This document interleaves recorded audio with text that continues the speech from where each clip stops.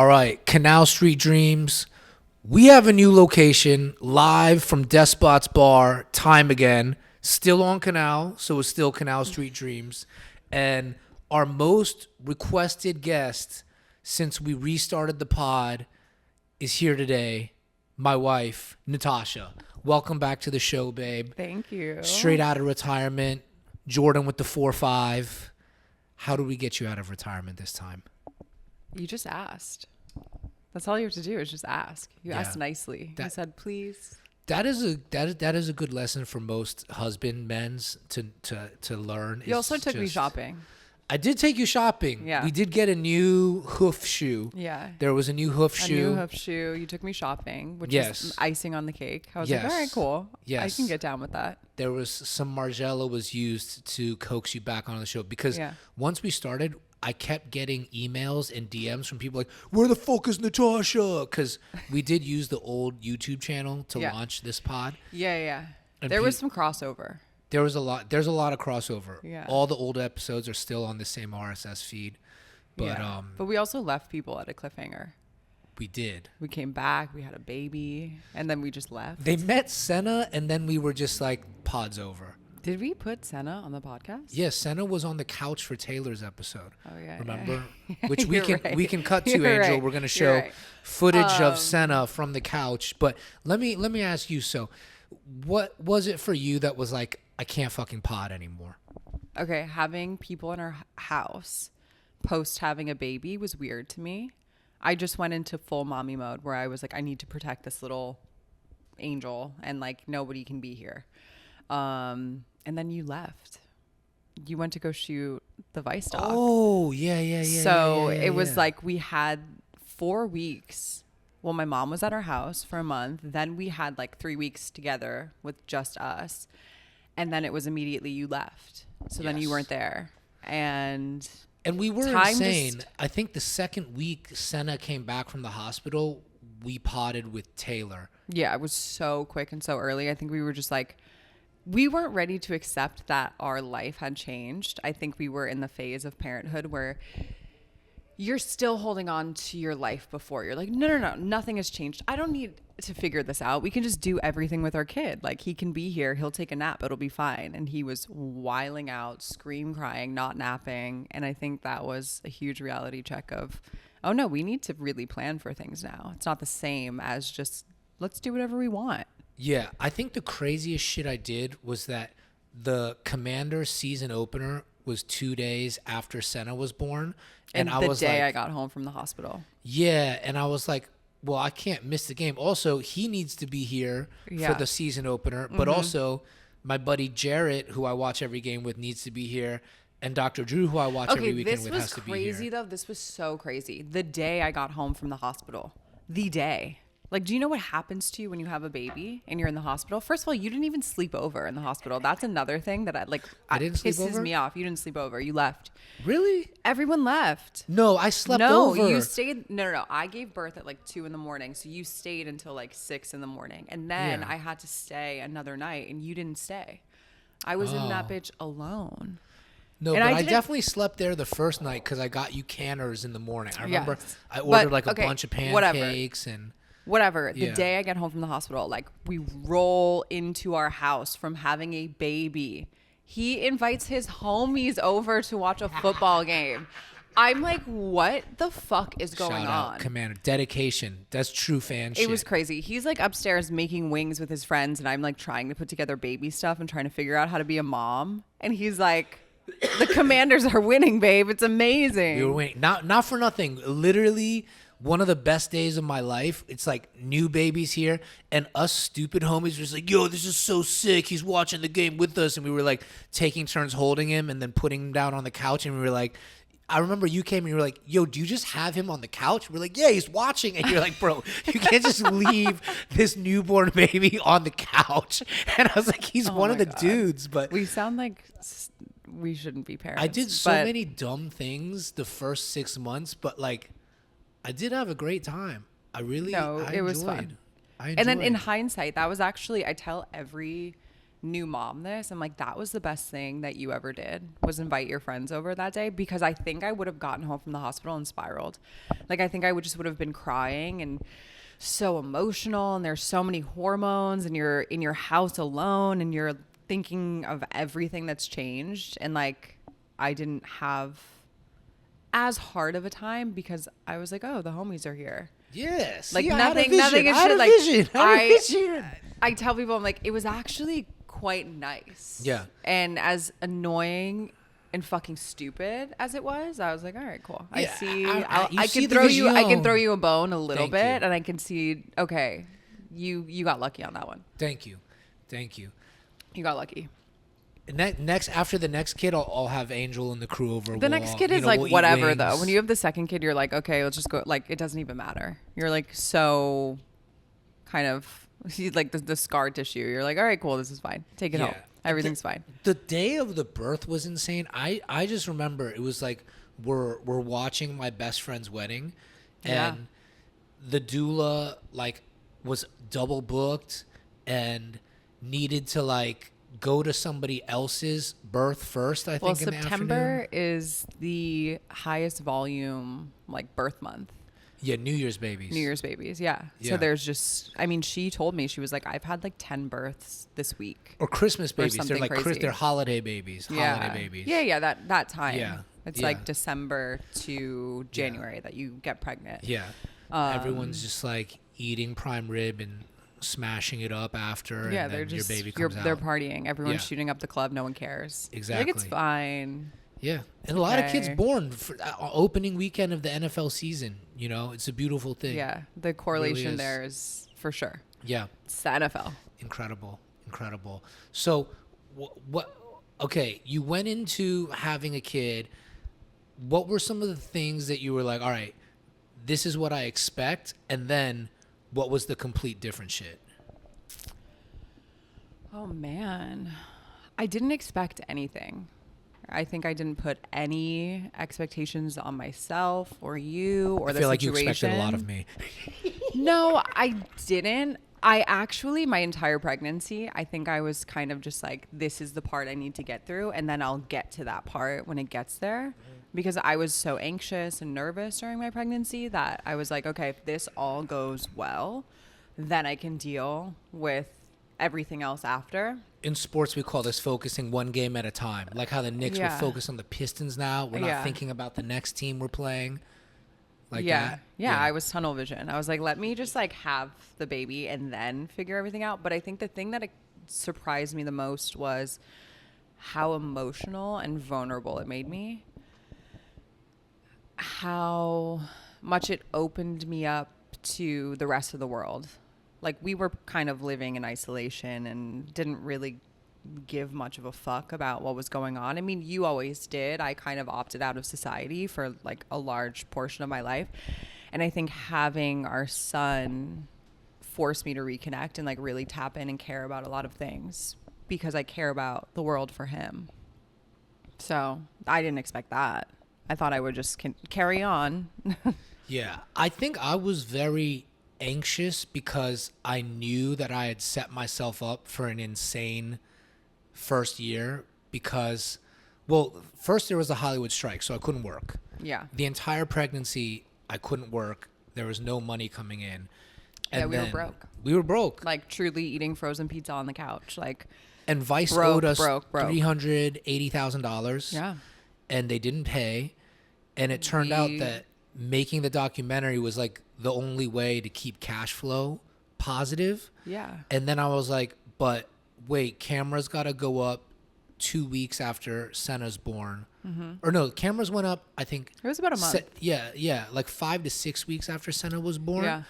And then it was just an insane time to like host, direct, Yeah. produce the film with Senna just being born, holding our relationship together, not just me holding, us both holding it together, being broke. That, I think that was probably up to that point in my life the hardest 6 months until January of this year. No, we had a moment where we had sold the Orange County house. Was it last summer? Maybe, where I feel like we were like, oh, okay, things might be back to normal. It might have been like June, July, August. Yeah, of 2024. Of 2024. Of But 2024. like, truly, like that whole, Yeah. I mean, since I've been pregnant, it's been a struggle. Everything has been kind Yeah. of like one thing to get us to the next, to get us to the next. Yeah. To get us For to the next. record, it wasn't our second house. It was the house we got for our parents, who then decided to not provide any childcare, and I went into debt. So Yeah. had to sell that house just to stay positive. And then we actually had just gotten to a good spot, and then the Yes. fires happened. Yeah. The fires were crazy. The fires were crazy. Well, the fires were crazy for a lot of reasons for us specifically, because we had decided to move into a rental. Well, let's start from the first day of the fire. How about that? Okay. So First I day of remember fire. I was excited the day of the fires because I was making spinach dip. So I make the Houston Well, no, can I spinach start? dip. Because I had like a witchy experience. Yeah. The morning we of should the start fire. from the beginning. I remember our nanny was very excited. I think this was like a Monday or a Tuesday. I don't know. Whatever it was her first day with us that week. I had taken Senna to a doctor's appointment, and I'm driving back from wherever, like Beverly Hills, and it was just so windy. And I just remember feeling like I want him to, I was like, I don't know that we should separate today.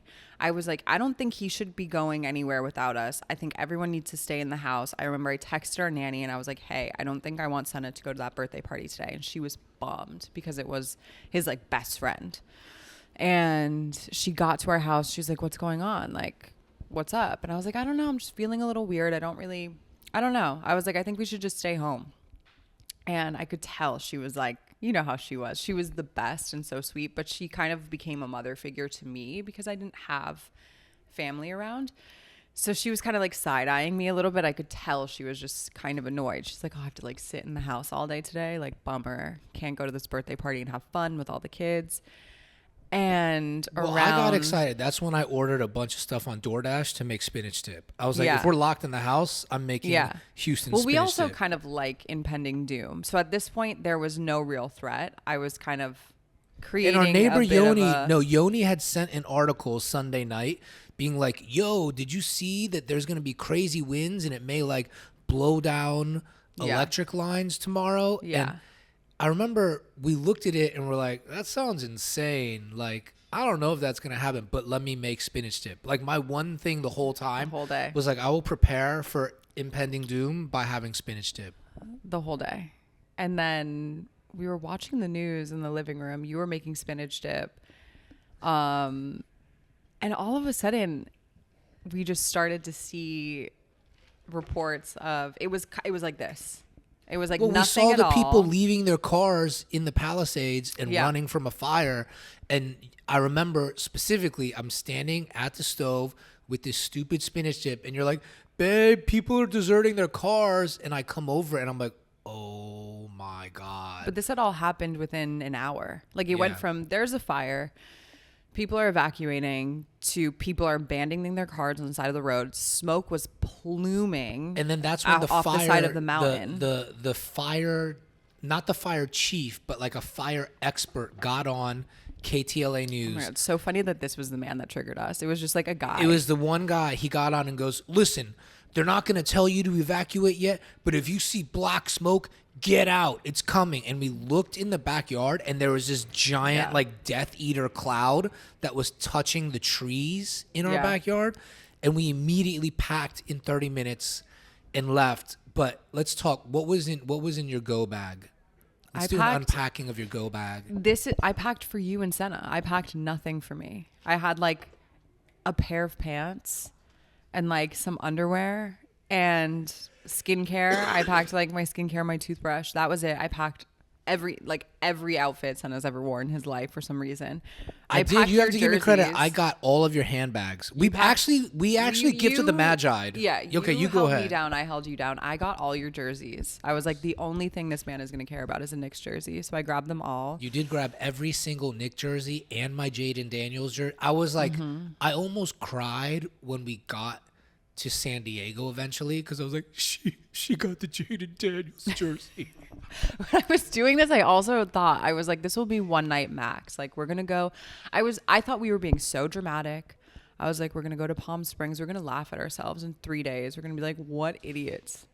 We should have just stayed home. Yeah. I got all your handbags. I got all the watches. Mm-hmm. And then and I brought the spinach dip and a case of Liquid Death. Dog, you brought so much food. It was like, no, then you brought like a piece of grilled chicken. Like, you had the dumbest shit. We pull up. Of tuna. So we get our dog in the car. It's me, Senna in the back. Our dog, Mr. Chow, who's like a 90-pound Doberman. We're all in a tiny ass Porsche, like tiny. We drive to Palm Springs. We get there. It quickly becomes like a nightmare because for some reason Mr. Chow could not come into the hotel room with us. Well, the Ace Hotel was super whack. They bullied us a lot. Yeah. Like, fuck the Ace Hotel. Because straight up, they only had one small room available. We had, at the time, it was a 15-month-old child, a 90-pound Doberman who's like not the best with the kid. I put Mr. Chow in the car with blankets to sleep because I was like, all right, it's either Mr. Chow is going to like mess with Senna or Mr. Chow sleeps in the car. He was in the car. They wake me up at 3 a.m. like, you're not allowed to have your dog in the car. I was like, this is like an extreme situation. Wake us up, but we need to go into detail. So we're all sleeping. Senna's, first of all, it's a mattress on the floor at the Ace Hotel. They don't have much of a bed frame. Yeah. So you're like doing this whole whatever vibe. Mattress on the floor. I have Senna in, like, they tell you, you're like, oh my God, an infant crib for the hotel room. And they just give you kind of like another mattress on the floor, which is insane. He's next to me. And then they're banging on the door at 3 a.m. Like, truly, like, the feds are coming for you. Like, somebody's like, pack it up, bitch. We open the door and they're like, you need to get your dog. Yeah, so I get the dog. We bring him in and I tell them, look, I get it that you shouldn't keep your dog in a car. Like, I don't want to do this, but we're like, we evacuated from the fires. You know, we're trying to make it work. I bring in Mr. Chow. What's he do? Immediately pisses on the bed and the floor and then tries to jump into Senna's crate. I put him into the bathroom. Tries to eat the spinach dip and the grilled chicken. Because, of course, why would he not? Everything. Then we put him in the bathroom. He pees in there, too. We're just sleeping in dog piss. Yeah. And the Ace Hotel made us put him in there and then charged us $1,500 for dog piss in the room. And they're like, we think there's dog piss. We're like, yes, you think there's absolutely dog piss? This is absolutely the dog piss room from now on. Weren't they threatening? They're like, we're going to call the police on you or like animal control or something. Yeah. And I was like, I understand laws and I understand standards, but there are extenuating circumstances. For sure. People evacuated from a fire with their 15-month-old and a dog. And I calculated and was like, the best scenario for everyone is Mr. Chow in the car with many, many blankets, but instead they had him come in the room so he could piss on everybody. You know what's crazy about that is he was so well behaved in the car. Like, didn't even think about peeing on anything. He loved the car because he had the whole back seat. And then he got into the room and was like, I'm just going to fuck this up. Yeah. I'm going to pee on everything. Yeah. And then he stayed in a bathtub. Yeah. Like, that's not fun. No. I'd rather be in leather seats. But yeah, shout out to Ace Hotel, a bunch of fucking bums. Yeah. And then we went to San Diego. Yes. Shout out David Chang. David Chang gave us the idea to go to San Diego. Yep. And then we stayed at the most insane. Now it's hilarious because it's like bigger than our apartment, but we were just in such tight quarters and we've never done that as a family up till that point. Yeah, the beach apartment was crazy. It was tiny. I mean, it was like one room. That block was cracking too. Like, it was there was like 5 churches on every block around us, and it was all just junkies going to church trying to like not do drugs all day. That was an interesting block. I actually really enjoyed it. We just walked outside all day. We watched the sunset. We saw planes landing. We were like super close to an airport, I think. Senna loved it. We had the best time. And then we moved into a bigger house in San Diego, in Escondido. The Escondido house was nice. It was super nice. That was the best week we had was in Escondido. But I think it's important this whole time we're kind of like, I mean, we don't have any money, and we're just thinking to ourselves, we can't go home because our house is on a block that is covered in ash. Well, because effectively. everyone got sick. Everyone and their kids got like double ear infections and RSV. RSV. Everyone was sick on the block. Yeah. But I mean, it was just so crazy to be in a situation where you're like, okay, I don't have any money to continue to not go home, but my option is to go home and then compromise the health of my child and my whole family. So I think we just kept trying to like pull a rabbit out of a hat and like, how can we figure out how to stay here, not go home? I think for a solid, I would say 5 days.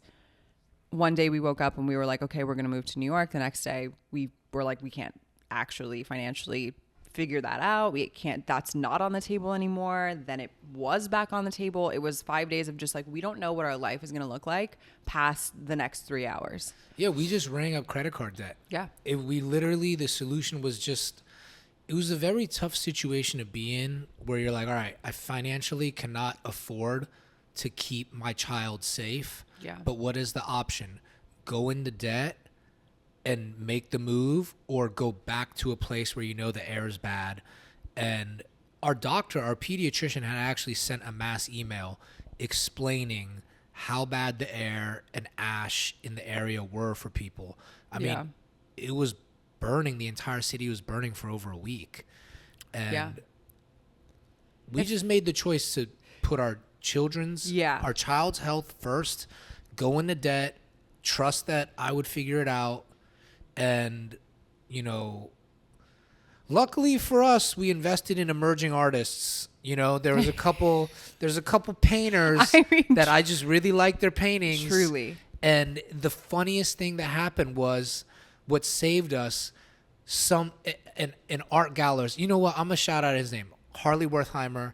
Shout out Harley Wertheimer, great friend. Knew I was going through a tough time and informed me that a painter who I've been collecting, I'll just say his name because I love this painter. He is my favorite painter. Yeah. I've been collecting his work for several years, probably 8 years. Japanese painter called Yu Nishimura. And so I had originally purchased a Yu Nishimura painting, a big one, of a red car that was really like anxious. I think the trademark of his painting is the anxiety in it. Mm-hmm. I bought that. Then a few years later, he had a show in Poland that, you know, multiple paintings were left in the show. I ended up buying 3 paintings from the show, and turns out his work went 70x around the time of the fires. And I had no idea because I never planned to sell any of our art. Like, I love the art. Yeah. And shout out Harley. Harley hit me up and was like, yo, I bet you one of his galleries would love to purchase back some of his art because there is a huge market for it right now and people are selling it at auction. And turned out that 2 Yu Nishimura paintings are what basically saved our ass. Yeah. Follow your heart when you buy art. Yeah. Yo, truly, for real, like no one told me to buy this shit. Yeah, I mean, you can try to be strategic and make investments, but I think it always just pays off when you support artists that you genuinely love. And that the red car piece is my favorite painting that we had in our house. It's the best. Yeah. Ever since I bought that painting, it was in my room. I always hung it across my eye line from bed because I like to wake up and see that painting. Yeah. And I remember I found that one. I think it was 2016, either 2016 or 2017 Art Basel. I was just walking through Nada and just saw it, and it struck me. And I was like, I got to have this. Yeah. And I remember the one person I got their opinion, I brought Aaron over. And I was like, yo, Aaron, what do you think about this? And he's like, oh, that's tight. That's tight. Then I got Al Moran, and Al Moran was like, oh, good gallery, good gallery. They represent like the best Japanese artists. I think it was Kaioyuki. And yeah, I copped that painting, just followed that painter. And so I will say, you know, like when you're up, support artists, because when you're down, they will support you. This is one of the best art stories ever. Like literally 2 small Yu Nishimura paintings. Yeah. Got us out of debt, Well, allowed that's us the to move best back part. to New York. Is we got to keep the big ones that we love dearly. Yeah. And yeah, it got us back to New York. And Shout out Yu Nishimura. yeah, straight up. Yeah, man.